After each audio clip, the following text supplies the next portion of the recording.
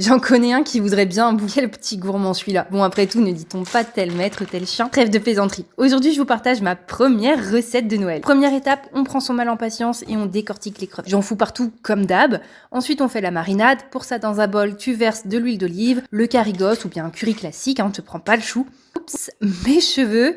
Je rajoute du cumin et du poivre. Ensuite, tu prends un citron et tu viens râper un peu de zeste de celui-ci. Ajoute de la sauce soja sucrée. Oh bah tiens, qui voilà, jamais loin de la cuisine. Bon, ensuite, tu rajoutes une petite cuillère de miel et tu mélanges tout ça. Laisse reposer quelques instants. Puis viens chauffer dans une poêle les crevettes jusqu'à ce qu'elles soient un peu dorées. En attendant, prépare la crème à l'avocat. Rien de plus simple, récupère la chair d'un avocat, puis ajoute du fromage frais, du jus de citron et un petit morceau d'ail. Une demi-gousse, c'est très bien.